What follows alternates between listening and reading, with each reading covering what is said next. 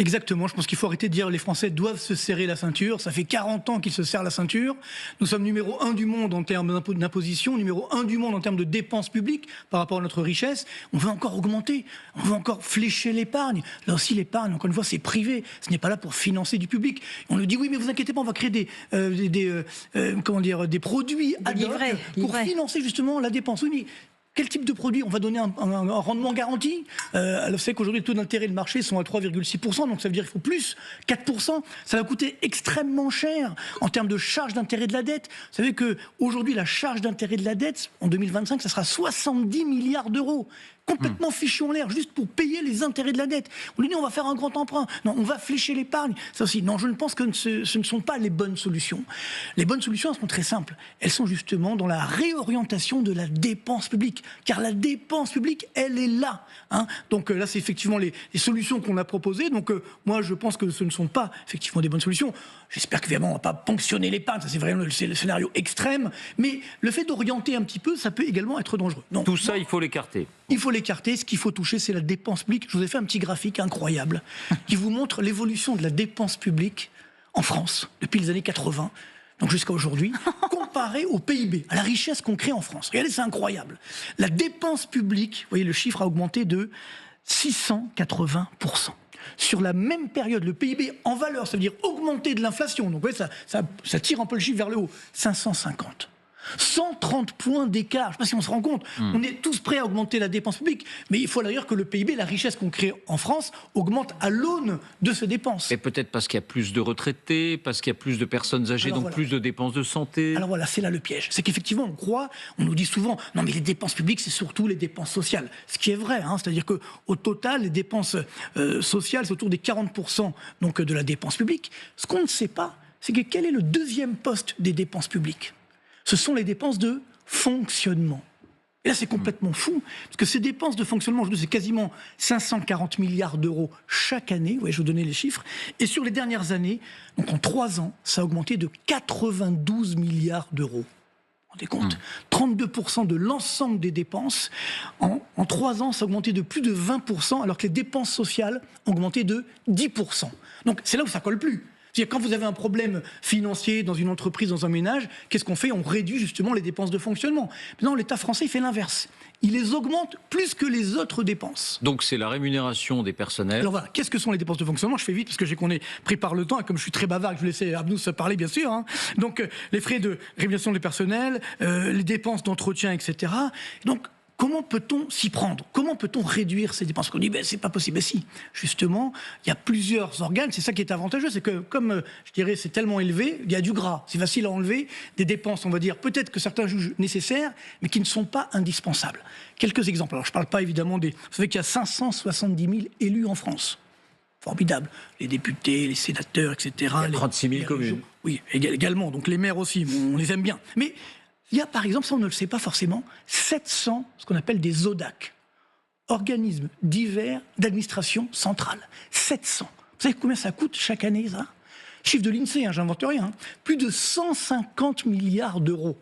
Quels sont les ODAC les plus connus qu'on se repère? Les ODAC les plus connus, c'est effectivement Météo France, le CNRS, etc. Ah, c'est utile quand même. Ça, bien sûr. Je n'ai pas dit qu'il faut pas supprimer tous les 700 ODAC, bien entendu. Mais alors, il y a la liste hein, sur Internet, sur le site de l'INSEE. Je vous conseille d'aller voir. Je ne veux pas les citer les 700, ça serait trop long.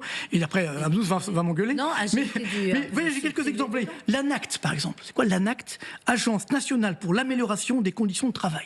Voilà. Il y a également, donc, j'en passe des meilleurs, mais il y a également ce qu'on appelle les comités Théodule. Alors là, c'est assez intéressant. Là, il y en a 350, à peu près. Donc, c'est des comités qui sont rattachés à des ministères. Ce sont ce qu'on appelle des instances consultatives. 350. Alors, c'est des comités d'experts, quoi. Voilà, d'experts, voilà. Théodule, c'est le général de Gaulle qui avait employé ce terme. Alors, j'en ai trouvé un, parce que bon, il y en a 350, il y en a beaucoup, mais un qui est formidable, qui est rattaché au Premier ministre, la commission interministérielle de coordination des contrôles. Qu'est-ce que ça veut dire? Alors, coordination des contrôles, bon, très bien. Mais donc là, il y a évidemment du grain à moudre. Ce que je dis par là, c'est que après, pareil, ce qu'on appelle le millefeuille administratif. On ajoute. Les doublons, etc. Il y a les mêmes dépenses à chaque strate du millefeuille. Ça coûte, ces doublons, 7,5 milliards d'euros par an. Comprenez donc, Moi, je propose simplement de dire, voilà, on va réduire l'ensemble de ces dépenses de fonctionnement juste de 50 milliards. C'est-à-dire c'est la moitié de l'augmentation des 3 dernières années. 50 milliards d'euros, c'est pas du social. Enfin, on va pas avoir tout le monde dans la rue.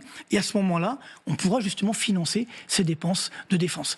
Quant à ceux, je termine par là, qui me disent, oui, mais ça va augmenter le chômage. Mais non, parce que si je baisse mes dépenses publiques, je peux à ce moment-là baisser mes impôts.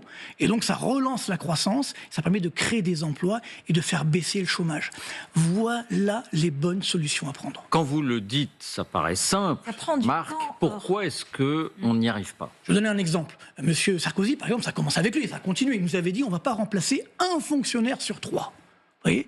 Sauf que depuis 1997, le nombre de fonctionnaires a augmenté d'1 million de personnes. Il y a aujourd'hui quasiment 6 millions de fonctionnaires. Alors il en faut, bien entendu.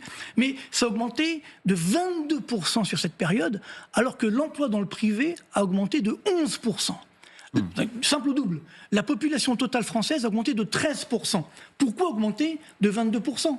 Oui, c'est ça qui aujourd'hui, non seulement on n'a pas remplacé 1 sur 3 qui partent à la retraite, et là, ça ne fait pas du chômage puisqu'il part à la retraite, mais on a augmenté, oui, il faut une volonté politique. Est-ce que ça n'est pas parce qu'on dit on a besoin de plus de juges, on a besoin de plus d'enseignants peut-être, on a besoin de plus de policiers, on l'entend aussi, alors peut-être c'est l'organisation qui pêche. Mais... Exactement, c'est ce que je dis souvent, c'est qu'aujourd'hui on doit réallouer cette dépense, la quantité elle est là.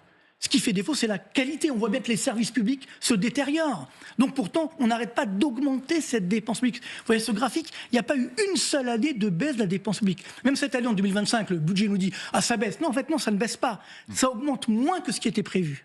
Mais ça augmente encore de 2,5%, donc plus que l'inflation. Vous voyez ? Comment s'appellent ces organismes? Les ODAC. Les ODAC. Oui, mais on est dans les ODAC, il n'y a pas les juges, il n'y a pas les policiers. Non, il y a ça. c'est les Donc agents, c'est ça justement. aussi. C'est que, non, par exemple, le CNRS, qui est quelque chose de non, il faut en garder, très attention. bien. Je ne comprends pas pourquoi. Et d'ailleurs, ça pourrait être utile même d'un point de vue bêtement financier et pour attirer des jeunes chercheurs au lieu qu'ils partent ailleurs où c'est plus intéressant financièrement, d'injecter, de faire une économie mixte, d'injecter des subventions privées, de créer une économie mixte qui permettrait aussi de garder un œil sur le CNRS, que ça reste un des fleurons de la France, mais de faire venir de l'argent frais, quoi. De toute façon, pour financer l'investissement, effectivement, on a besoin de financement privé également. C'est ça, en fait, de ce dont on a besoin, c'est d'économies d'un peu. Regardez les GAFAM aux États-Unis. Il n'y a pas une seule française dans les GAFAM, il n'y a pas une seule européenne. Non. Ces GAFAM ont été financés par justement ces fonds d'investissement, ces fonds de pension qui gèrent la retraite sur le long terme. C'est un acteur que nous n'avons pas, évidemment, en France. Donc, il faut, je pense, simplement moderniser l'économie. Bon, j'ai pas eu le temps de faire le comparatif international, mais tous les pays dans le monde l'ont fait. Regardez, même l'Italie aujourd'hui, elle est en train de réduire son déficit public 2,6% du PIB, alors que nous, en France, on est à 6,3%. On est numéro 1. La France, c'est le pays de la zone euro où il y a le plus de déficit public. Le cri du cœur. Quand on dit même en Italie, c'est que l'heure est grave. Ce n'est pas sérieux, il faut se ressaisir.